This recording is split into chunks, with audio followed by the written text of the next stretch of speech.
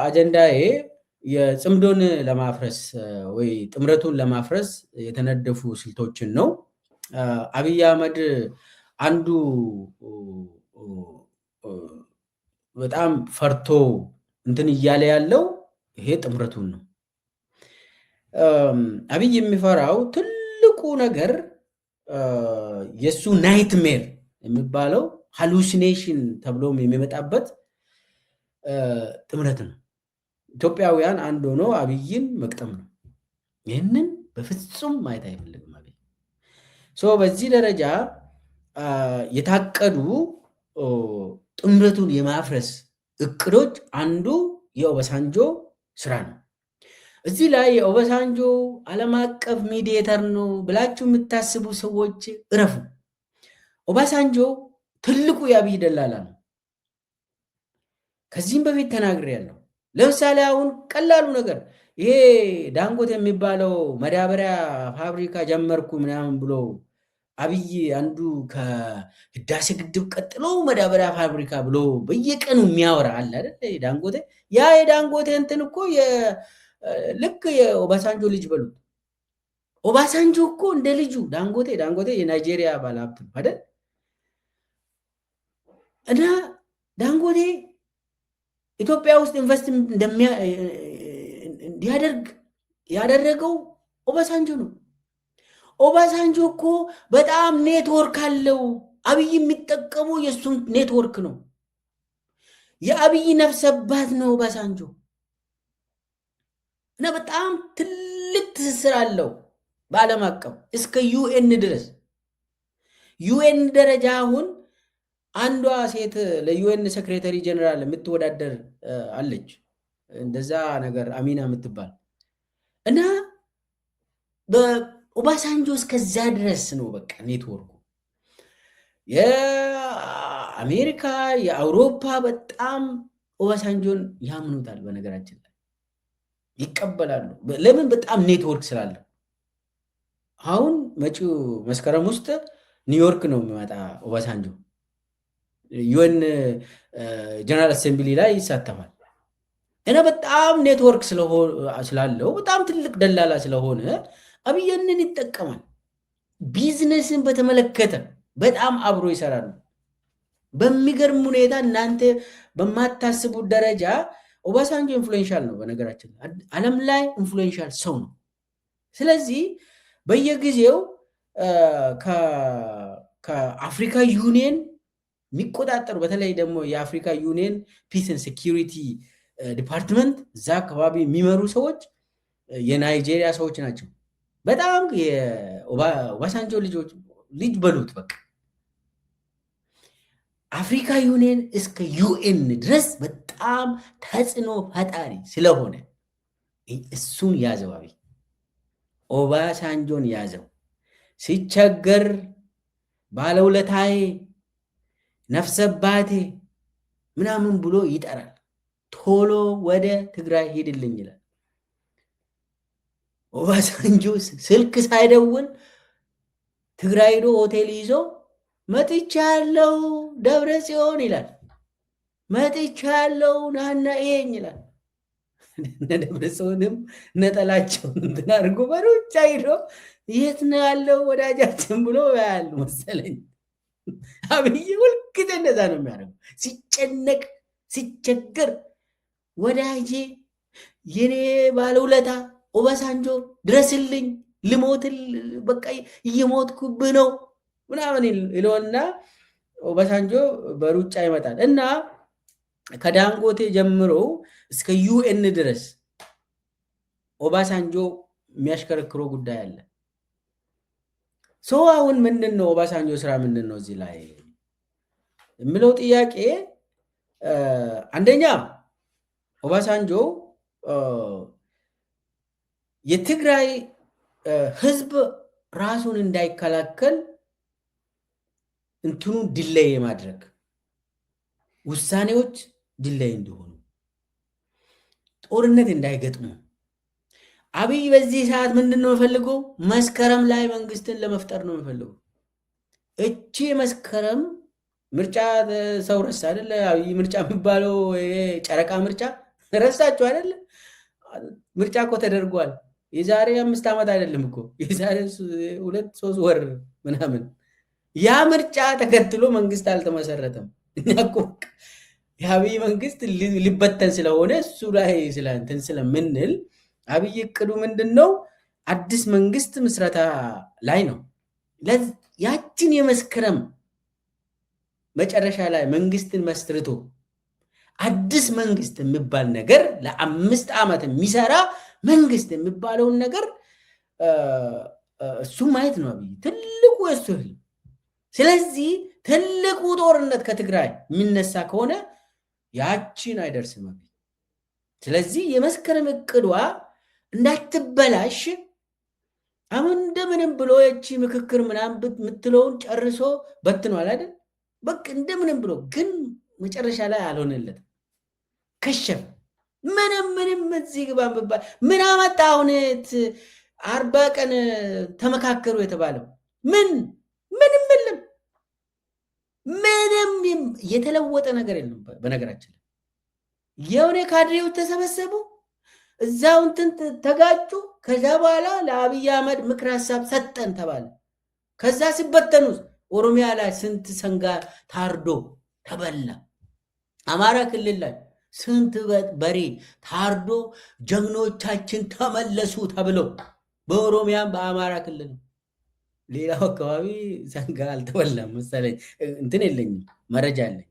በሁለቱ በትልቅ ድግስ ጠጥቶ በልቶ ጨፍሮ እኛ አሸነፍን ብሎ በሁለቱም በኩል ምን እንደሚያሸንፈው አይታወቅም።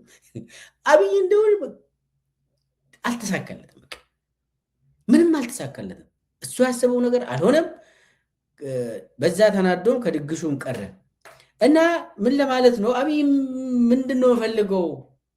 ለምንድን ነው እንቺን ሽምግልና ምልኮ? አንደኛ መስከረም ለመድረስ ነው። አብይ መስከረም 20 ምናምን ነው አይደለ መንግስት የሚመሰረተው እና እሷን ለመድረስ ዲሌይ ለማድረግ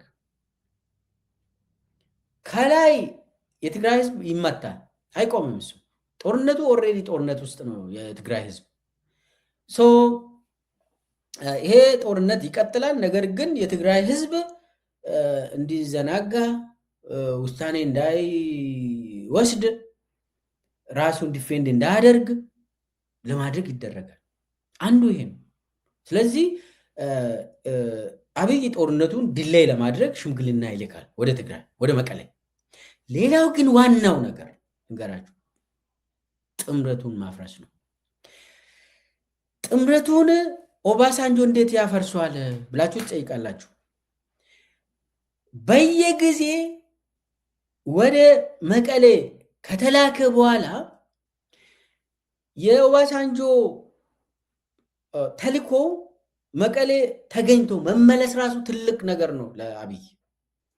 ለምን የሚያስተላልፈው መልእክት አለ። ለምን የትግራይ ኃይሎች እየተደራደሩ ነው የሚል ከወደ አስመራም ከወደ አማራም ወደ ኦሮሚያም የሚላክ እንትን አለ፣ ጨረር አለ። ያ ጨረር ስመጣ ከዛ ኦባሳንጆ እዛ በመሄዱ ምንድነው ጥያቄያችሁ ይላል። ምንድነው የምትፈልጉት? አሁኑኑ ንገሩኝ ይላል ኦባሳንጆ። ከዛ የትግራይ ኃይል ምንድነው እቺ ብጣሽ ወረቀት ፈልጋለሁ፣ እንደዚህ እህል ይምጣልኝ፣ ከበባው ይነሳልኝ፣ የተወሰኑ ነገሮች በጣም ቀላል የሆኑ ጥያቄዎችን ያነሳል የትግራይ ክልል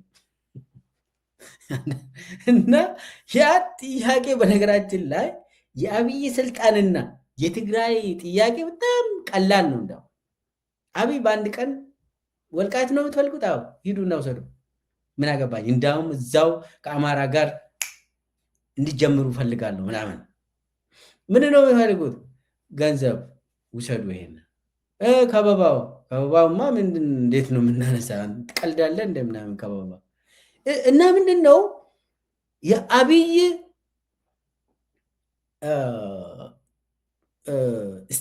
ስልቱ ምንድን ነው? ኦባሳንጆን ወደ መቀሌ በመላክ ትግራይ ደግሞ እውነት ነው ሰላም ይፈልጋሉ። የትግራይ ህዝብ ባይ ኤኒ ሚንስ ትግራይ ክልል ሰላም ትፈልጋለች። ይሄ ግልጽ መሆን አለበት። ያ ሰላም ቤት በኩል ይመጣል ምለው አብይ ስልጣን ላይ እስከ ቆየ ድረስ የትግራይ ህዝብ ሰላም አያገኝም። በፍጹም የለም፣ የሞተ ጉዳይ ነው እሱ። ነገር ግን በዚህ በመመላለስ ኦባሳንጆ ምንም መፍትሄ አያመጣም። ነገር ግን የትግራይን ኢንቴንሽን ትግራይን የማይፈለግ በመጎተት ጥምረቱ እንዲፈርስ ማድረግ ይፈልጋል። ከተቻለ ይውላችሁ የአብይ ጸሎት ቁጥር 1 ጸሎት በዚህ ሰዓት የትግራይ ኃይሎች አማራ መምታት ነው። ይሄ የአብይ ቁጥር 1 ቀን ተሌሊት ጸሎት የሚያደርገው አሁን ሱባኤ ላይ ነው አይደል? አብይ ጸሎቱ ምንድን ነው? የትግራይ ኃይል አማራ መምታት ነው። እናውቃለን። በዚህ ሰዓት ደግሞ አንድም ኢትዮጵያዊ የትግራይ ኃይል አማራን እንዲመታ አይፈልግም።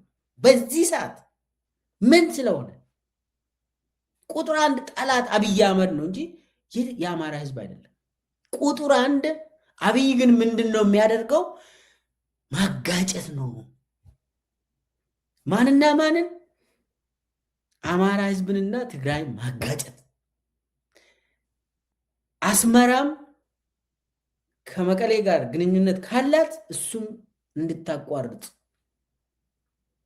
ሌላውም የኦሮሚያውም መቀሌዎች እኮ አይታመኑም፣ ያው እንደዚህ ያደረጉ ነው። ስለዚህ ምንድን ነው ይሄ ጥምረቱ ምናምን ብለው እንዲፈርስ ጥምረቱ እንዲፈርስ ይፈልጋል አብይ። ስለዚህ የኦባሳንጆ ትግራይ መመላለስ ይሄ ሸትል ዲፕሎማሲ የሚባለው የአብይ ሰራተኛ ነው ኦባሳንጆ። አብይ የሚፈልገው በዚህ ሰዓት በጋራ ወደ ቤተ መንግስት የሚያይ ሰውን አይፈልግም። አብይ ጥምረቱን አይፈልግም። ባይ ኤኒ ሚንስ ጦርነቱ የትግራይን ዝግጅት ማዘናጋት ብቻም ሳይሆን እዛ በመመላለስ ኦባሳንጆ ትልቅ ስራ ለአብይ የሚሰራው ጥምረቱን አፍርሱ እና የምትፈልጉትን ውሰዱ ነው። ትግራይ ደግሞ የሚፈልገውን መውሰድ አይችልም። ጥምረቱን በማፍረስ የለም፣ ሱዊሳይዳን ነው የሚሆነው። አብይ ትግራይን ሳያስገብር እንደ ስልጣን ላይ አይቆይም። ወይ አብይ ይባረራል ወይ ያስገብራል። ግን የሚያስገብር አይመስልም። ለምን? ትግራይ እንደ ህዝብ ምንም ሌላ አማራጭ የለም። ሰርቫይቫል እንደ ህዝብ ለመቅረት ሰው ሆኖ ለመቅረት እስከ መጨረሻ ይዋጋል ማለት ነው። ይሄ የተፈጥሮ ጉዳይ ነው። አብይ ትግራይ ህዝብን አሸንፋለሁ ብሎ ማቀዱ ራሱ ቅዠት ዲሉዥናል ነው። አንድን ህዝብ አታሸንፍም። የፈለግከውን ህዝብ አታሸንፍም።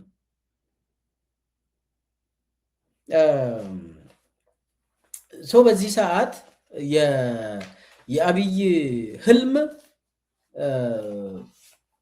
ኦሮሞና አማራ እንዲዋጋ፣ ትግራይና አማራ እንዲዋጋ፣ ይህንን ነው የሚፈልገው። ህልሙ ይሄ ነው። የአብይ ህልም ዴስፕሬትሊ ይህንን ይፈልጋል። ትግራይ ደግሞ አብይ ቤተመንግስት እስካለ ድረስ እጣፋንታቸው ምንም ፖስትፖን ነው የሚደረገው እንጂ በቀጠሮ ነው የሚያዝላቸው እንጂ በቀጠሮ ነው የሚታለፍ እንጂ ትግራይ ሰላም አታገኝም። የአብይ ታርጌት ምንድን ነው? እቺን ጥምረቱን ማፍረስ ነው። አንድ የኦባሳንጆ ስራም ይሄ ነው። ሌላው ወደ ኦኤልኤ እየተላከ ያለ አንድ ሽምግልና አለ። በነገራችን ላይ ወደ ቲዲኤፍ ወይ ወደ ቲፒኤልኤፍ የሚላከው ሽምግልና ያው እንደዚህ አይነት ኦባሳንጆ አይነት ሰው ነው፣ ዓለም አቀፍ ተብሎ ወደ ፋኖና ወይሌህ ደግሞ የሚላኩ ባህላዊ የሆኑ ሰዎች ናቸው። አሁን ወደ ወይሌ የተላኩ ሰዎች በጌታቸው ጉዲናና ብርሃኑ ጁላ ታዞ የሄዱ አንድ ሰው ካሳሁን ፎል የሚባል የሰራተኛና ማህበር ውስጥ የሚሰራ ቆየ ሰው ነው እና ኦኤልኤን እንዲያገኙና እነሱን ደግሞ እንዲጠይቁ ምንድን ነው የሚፈልጉት? ኦኤልኤ ምንድን ነው የሚፈልገው በዚህ ሰዓት የሚል እንትን የሚፈልጉት ይሄ ሽግግር መንግስት ምናምን የሚባለው ነገር እርግፍ አድርጎ ይተውት። ኦሮሚያ ላይ ምንድን ነው የሚፈልጉት? ወንበር ማለት ነው እንግዲህ። ወንበር የሚፈልጉ ከሆነ አብዛኛው ወንበር ይውሰዱ ኦሮሚያ ላይ እና ይግቡ። ይሄ ከጥምረቱ ይውጡ። የሚፈልጉትን እስቲ ጠይቁ እንደገና ምናምን ተባለ። ይኸውላችሁ እኔ ኦኤልኤ የሚፈልገው ወንበር አይደለም። ኦኤልኤ የኦሮሞ ነፃነትን ነው የሚፈልገው። ይህንን እስካሁን እነ ብርሃኑ ጁላ እነ ጌታቸው ጉዲና አቁም ብዬ አልገምትም፣ ግን መረዳት አልፈልጉም። ያውቃሉ እኮ በየጊዜ ገንዘብ ውሰዱ ይላሉ ሲፈልጉ። ባጫ ባለፈው ምንድን ነው ያለ? ኦኤልኤ እና ፋኖ ገንዘብ ነው የሚፈልጉት፣ ገንዘብ መንግስት ይስጣቸውና ይግቡ ምናምን አለ። በቃ ይሄ ነው የሚያስቡት። ባህላዊ ማለት ስላችሁ ደግሞ ያው የሀገር ውስጥ ወይ ሃይማኖት አባቶች ወይ ደግሞ አባገዳዎችን ምናምን ብሎ ልኮ ግቡ ምናምን ብሎ ወዴት ምን ነው የሚገቡት? ግቡ ይባላል። ወዴት? ከዚህም በፊት የገባ ራሱ አብዛኛው ተረሸነ። የኦኤልኤ እጅ ሰጥተው የገቡ አብዛኛው ተረሸኑ፣ ታሰሩ። አመራሩ ብቻ ነው ስልጣን አግኝቶ አሁን የቀረ። የፋኖም አንድ ሰው ነው የጊዜው በሚዲያ የሚያሳዩት። ከዛ ውጭ ሌላውን የት እንዳስገቡ ማለት የራሳቸው ሰዎችን ፋኖ ውስጥ እንዲቀላቀሉ ያደርጉና በኋላ ደግሞ ግቡ ይላሉ፣ ይልካሉ፣ ያስገባሉ። እና ባህላዊ የሆነ አካሄድን ተጠቅሞ ኦላንም ፋኖንም የመበተን ስራ እየሰሩ ነው። ይሄ ደግሞ ትልቅ ገንዘብ ተመድበው ሁለቱም የአማራም የኦሮሚያም ይግቡ ነው በቃ። ሁለቱም ቢያንስ ትግራይ ህወሓት ጠንካራ ስለሆነ ትግራይን እያስተዳደረ ነው ህወሓት። ስለዚህ ያለው አማራጭ ዓለም አቀፍ ሰዎችን ነው ወደዛ የሚልከው። በየጊዜው የዲፕሎማቶች ወደ መቀሌ ይሄዳሉ። ለምን? መንግስትን መስርተው እነ ደብረ ጽዮን ትግራይን ስለሚያስተዳድሩ ያለው አማራጭ በጣም ሲሪየስ የሆነ ኔጎሽዬሽን ምናምን አስመስለው ነው። አሁን በኦባሳንጆ መቀሌ በመሄድ በዛ ምክንያት የአውሮፓ ዩኒየን የአሜሪካ ኤምባሲ በጣም እንዳለ በቃ ሰላም ይምጣ ሰላም ይላል። አብይ ሰላም አይፈልግም። ከአብይ ሰላም አይመጣም። ነገር ግን የሚያሳየው የትግራይን ጥንካሬ ያሳያል። ትግራይ በዚህ ሰዓት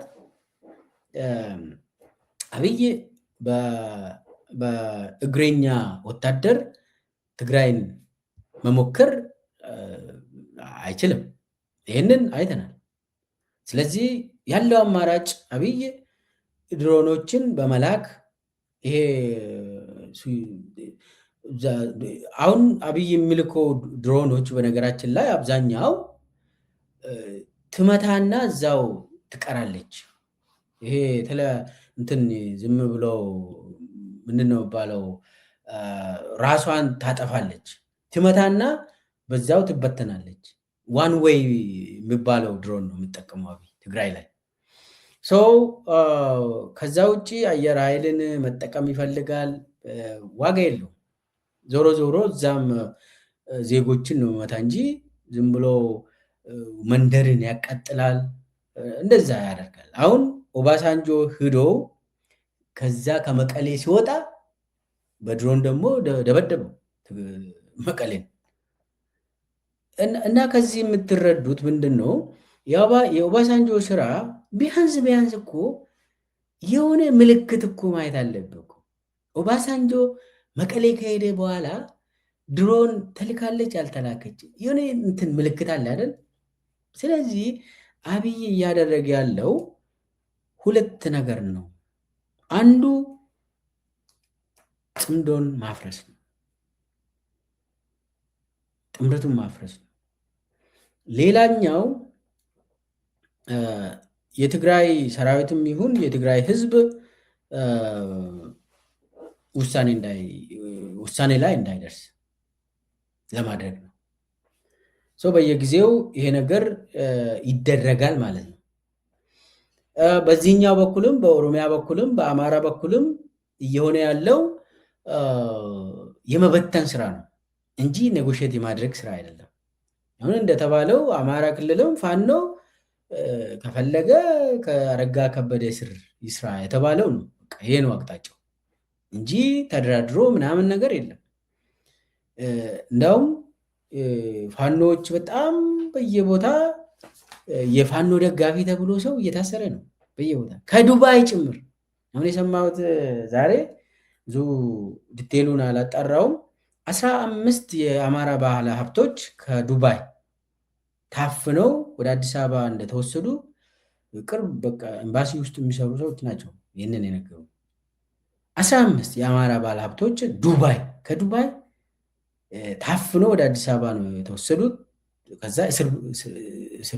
እስር ቤት ውስጥ ነው ያሉት አሁን። እና ይሄ ነገር የሆነው በዚሁ ሳምንት ነው። ማንም ሰው አያውቅም ይሄንን። ዱባይ ማለት ኢትዮጵያ ማለት ነው በነገራችን ላይ። እና ከዱባይ የኢትዮጵያ ፌዴራል ፖሊሶች ናቸው አፍኖ ይዞ የተመለሱ 15 ትልልቅ ባለሀብቶች። እና አሁን አዲስ አበባ ውስጥ የአማራ ባለሀብት የፋኖ ምናምን ተብሎ ከተጠረጠረ አደጋ ውስጥ ነው። ኦሮሞም እንደዛው ትንሽ አብይን በአደባባይ ካልደገፍከው ወይ ሸኔ ነው ወይ ፋኖ ነው የምትሆነው። እና የተመሳሳይ እንትን ነው የሚያደርጉት። አሁን ከዚህም በፊት ጁንታ ምናምን ተብሎ የትግራይ ተወላጆች አዲስ አበባ ላይ የሆኑትን እናስታውሳለን። ምንድን ነው እየሆነ ያለው? ለኦላ እና ለፋኖ የታቀደው በቃ ይግቡ ነው። ይግቡ፣ ገብቶ ገንዘብ ይውሰዱ። በቃ ከዛ ውጭ ምንም ነገር የለም። ስልጣን ከፈለጉ ደግሞ እንሾማቸዋለን፣ አድቫይዘር ምናምን አማካሪ እንዲባሉ ነው። ከዛ ውጭ አብይ ምንድን ነው ያደረገ ያለው? በዚህ ሽምግልናን እንደ ጦር መሳሪያ ነው እየተጠቀመ ያለው በኦሮሚያም በአማራም በትግራይ። ይሄ ሽምግልና ወደ ኤርትራም ተልኳል። ይሄ ሽምግልና በነገራችን ላይ ኤርትራንም አሁን አቀዝቅዘዋል። የአሰብ ምናምን የኛ ነው ምናምን የሚባለው ነገር ቆሟል። አሁን አይታችኋል ከሆነ የኢትዮጵያ ሚዲያ ቆየ ስለ አሰብ ምናምን አይናገርም። የአብይ ሰዎችም አሰብ የኛ ነች ምናምን የባህር በር እስረኛ ሆነን እኮ እንደዚህ አቀዘቀዙት። ይህንን አቀዘቀዙት። ይሄ ከዚህም በፊት ተናግሬያለሁ።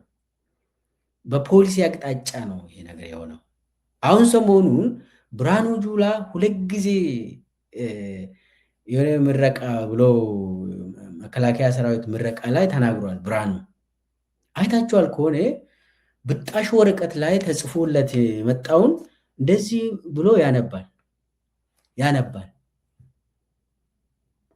ብርሃኑ ተጽፎለት ወረቀት ላይ መጥቶ ያነባል።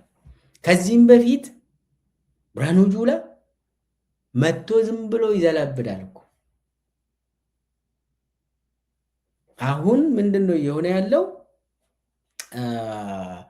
ይሄ የብልጽግና አመራር ዝም ብላችሁ መናገር አትችሉም፣ ኤርትራን የሚያስከፋ ነገርም አታውሩ፣ ሲስተማቲክሊ ማለት ነው።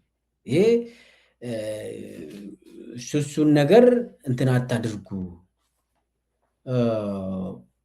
እየተባለ ትንሽ ስለ ኤርትራ እያቀዘቀዙ ነው። አሁን ለምን ሽምግልና አለ፣ በሽምግልና እንበትናቸው። ለምን በዛ በኩል ኤርትራ ነው የምታግዘው የሚባለው ሲሪየስሊ ተወስዶ ነው። በዚህኛ በኩል ደግሞ ምንድን ነው እያደረገ ያለው አብይ? ሰራዊትን በገፍ ነው። በቃ ይሄ ካድሬ፣ በተለይ ኦሮሚያ ላይ ያለው ካድሬ፣ አንዳንድ ካድሬ 5 ሰው አምጣ ነው የተባለው። በወረዳ በዞን በቀበሌ ደረጃ ያሉ፣ በአዳማ አካባቢ ደግሞ በክፍለ ከተማ ሁሉ ያሉ ካድሬዎች ቢያንስ 5 ሰው ማምጣት አለብን።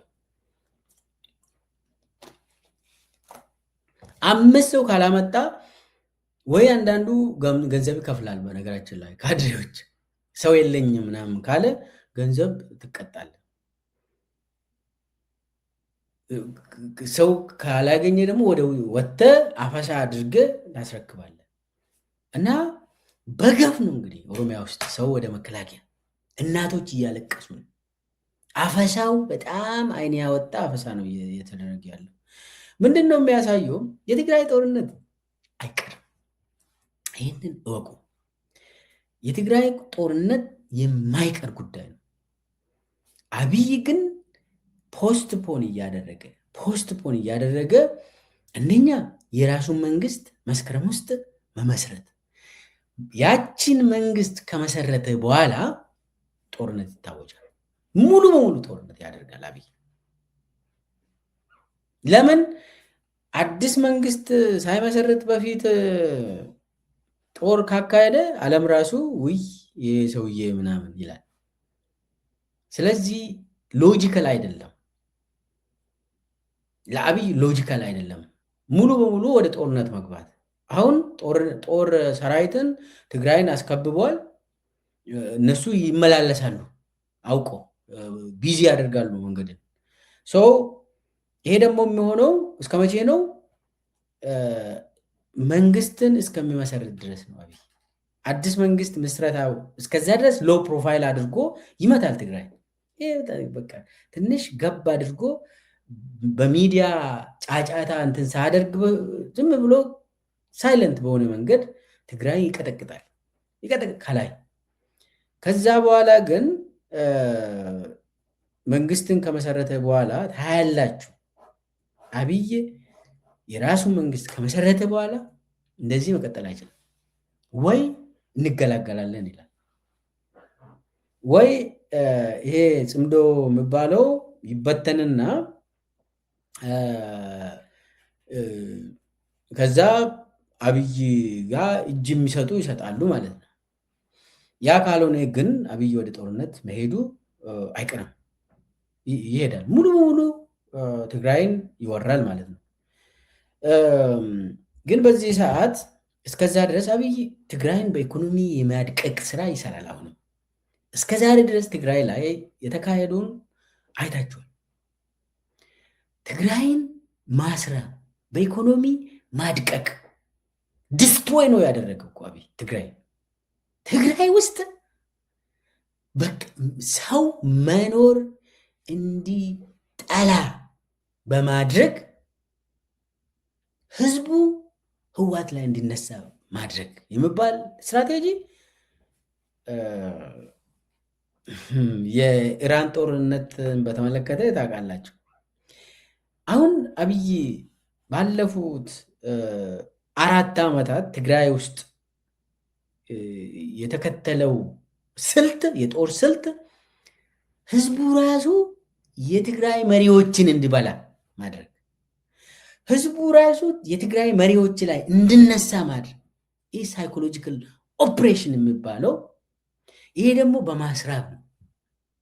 መድኃኒት የለም ብሎ ሰው እንዲሰቃይ፣ ሴቶች እንዲሰቃዩ፣ እናቶች፣ ህፃናት እህል የለም ተብሎ ነዳጅ የለም ተብሎ ምንም እንቅስቃሴ እድገት የለም ብሎ ሰው ምንም ሆፕ ተስፋን እንዳይኖረው ሰው ያን በማድረግ ህዝቡ መሪዎቹ ላይ እንዲነሳ በማድረግ አብይን ኢንቫይት እንዲያደርጉ አብይን እንደ መሪ ወስዶ በቃ እኛ እንትን ልክ እንደ ጌታቸው ረዳ በቃ እጅ ሰጥተን እህል እንብላ ምናምን ነገር እንደዛ አይነት ለማድረግ አብይ ትግራይን አደቀቀ። ይሄ ከጦርነቱ ጊዜ ሰው አለቀ። ከዛ ቀጥሎ ደግሞ ሲስተማቲክሊ በከበባ በብሎኬድ ህዝቡ ራሱን እንዲጠላ አደረገ። ይሄ ይቀጥላል እስከ መጨረሻ ጦርነት ማለት ነው። ግን እዚህ ላይ አብይ ይችላል ወይ ለምነው ጥያቄ ይኸውላችሁ የትግራይ ህዝብም የአማራ ህዝብም የኦሮሞ ህዝብም የማይፈልገው ነገር ካለ አብይ ትግራይ ማሸነፍ ነው። በዚህ ሰዓት ይኸውላችሁ የኦሮሞ ህዝብና የአማራ ህዝብ እንደ ህዝብ እንዳውም ኢሊቱ ራሱ ህዝብማ ተመሳሳይ ህዝብ ነው። ጥያቄው ተመሳሳይ ነው። ኢሊት ለምሳሌ የአማራ ኢሊትና የትግራይ ኢሊት የማይስማሙበት ጉዳዮች አሉ።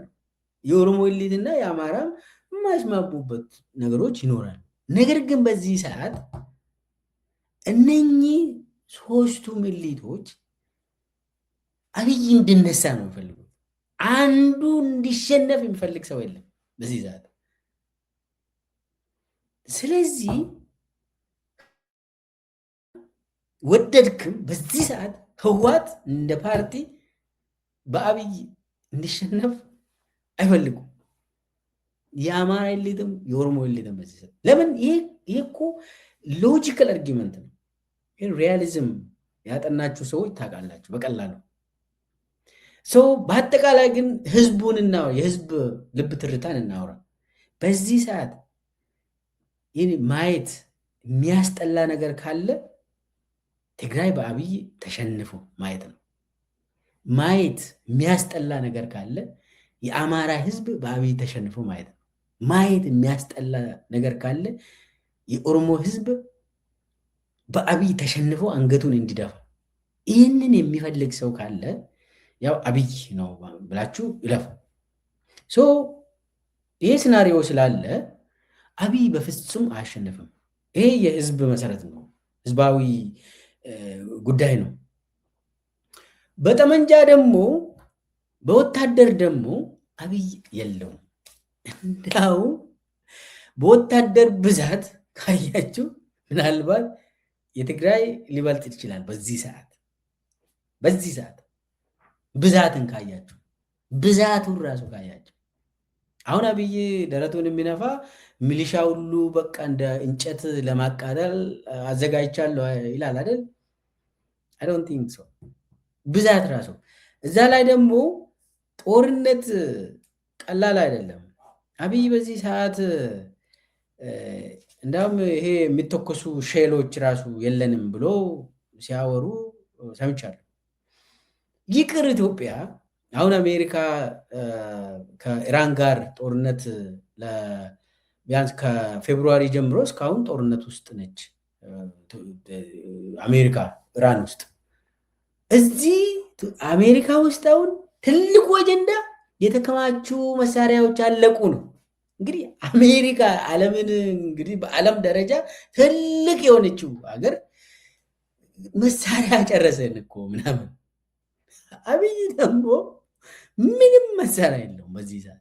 ይሄ ነፍስ ወከፍ ክላሽ ምናምን እንደዚህ ይዞም የሚሯሯጡ ተውት። ራሽያ እኮ ዛሬ